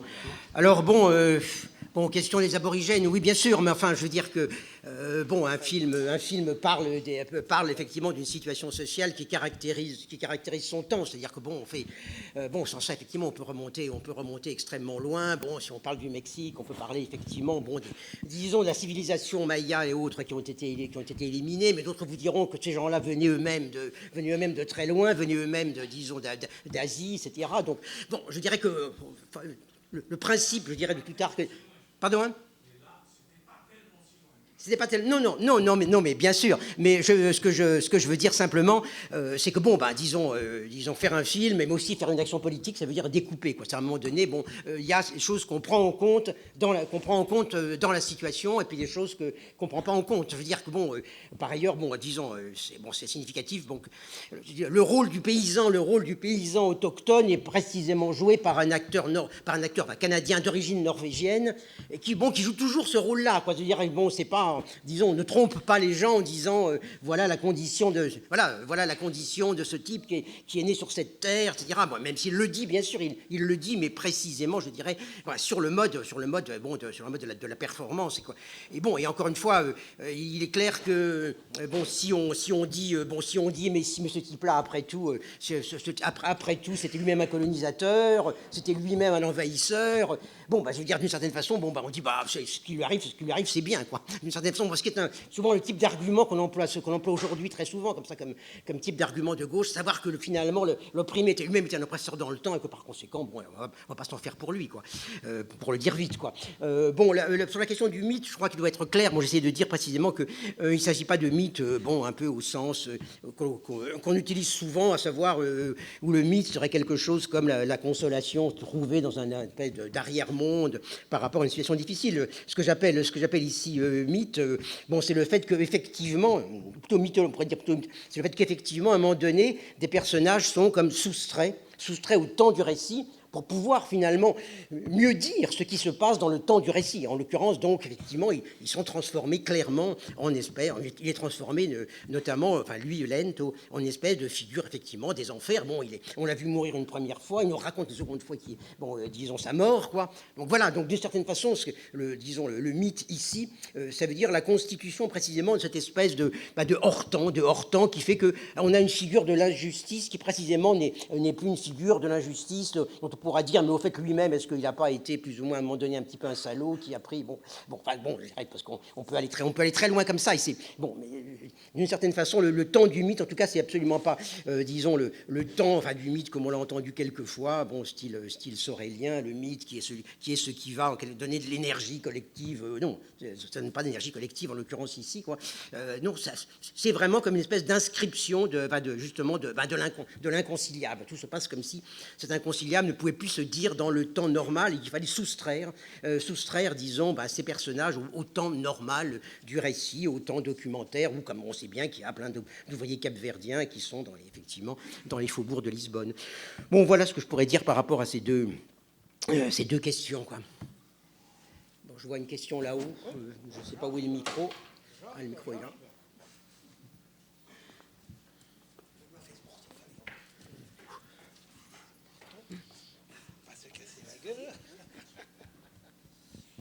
Bonjour, merci de votre exposé. Je voudrais revenir encore une fois sur cette figure du revenant-survenant, donc chez Ford, dont je comprends bien que vous le placez en dehors du temps du récit, dans un temps qui ne serait pas un non-temps. En même temps, tout le discours de cet homme est comme le vent, c'est-à-dire une histoire en accéléré, puisqu'elle est celle de la fin en effet, des Indiens qui n'avaient pas d'enclos, et puis de cette petite propriété qui a clôturé et qui a dressé des haies. Et il dit déjà, le vent va stériliser la terre, et donc il prévoit déjà que la grande agriculture va faire de cette terre un désert. Et il est déjà dans le désert, et le vent s'est déjà levé. Et donc, non seulement il est en dehors du temps, mais dans sa performance, il fait brûler de l'histoire, il fait brûler du temps d'une façon oraculaire, à la fois en condensant le passé et en indiquant déjà le no man's land du futur. On ne sait pas très bien si ce sera le No Man's Land. Enfin bon, on n'en sait rien. Bon, disons sur des terres dont les gens sont chassés. Bon, effectivement, bon, il peut se passer bien des choses. Donc, à dire le vent en même temps, il faut bien voir quand même que c'est pas bon. Il n'est pas mythologique. Le vent, c'est quand même le Dust Bowl, donc qui a effectivement pendant 2 ans au moins asséché véritablement bon ces terres, disons ces terres de l'Oklahoma. Mais bon, donc bon, je pense pas du tout qu'il y ait ici une espèce d'allusion au passé, une allusion aux Indiens. Je ne sais pas très bien exactement, disons, qui occupait exactement bon, ces terres. De toute façon, et c'est pas le problème certainement de Ford. Bon, je veux dire, la question des Indiens, on peut dire que bon, il y a des gens qui la posent. Bon, Faulkner la pose, par exemple, la pose, quoi. Bon, Ford, manifestement, ne la pose pas dans ce film. Bon, il la pose dans les westerns. Dans les westerns, effectivement, disons là. Mais bon, l'Indien figure très souvent comme celui qui a été dépossédé, quoi. Bon, là, effectivement, on se place dans un cadre qui est spécifique, qui est le cadre bon du rapport entre bon ces métayers, entre ces métayers et puis une capitale, quoi. Bon, c'est aussi quelques années après l'enquête de James Edgy et Walker Evans, même si le livre de James Edgy n'est pas encore sorti au moment où sort le film. Donc voilà, on est un petit peu dans ce contexte. Là encore, je pense qu'il faut, disons, circonscrire, y compris circonscrire ce que je pourrais appeler l'usage d'une espèce de temps mythique. Et c'est vrai que de toute façon, dès le départ, bon, il a cette espèce de parole un petit peu de celui qui est vraiment qui est en dehors. Quand il évoque la sécheresse, on a déjà l'impression effectivement que c'est quasiment Isaïe, quoi. Enfin, disons, qui est en train de décrire comme une espèce de punition, mais une punition qui n'est pas, disons, en quelque sorte là, disons, spécifiée dont on ne spécifie pas le coupable, mais dès le début, en quelque sorte, il y a cette espèce d'extraordinaire déclamation, quoi. Bon, qui fait qu'effectivement, on est déjà dans un autre temps, parce qu'on pourrait, précisément, ce qui est intéressant, je dis, c'est par rapport au roman qu'il a, justement, décrit, dit, il se passait ci, il se passait ça, il se passait ça, et puis, à la place, on a un personnage, une espèce de voix un peu ou de prophète ou de tragédien, et en plus, avec cette espèce de raccord assez incroyable entre son regard, et puis, comme ça, disons, le fondu enchaîné au bout qui montre ce qui s'est passé, quoi.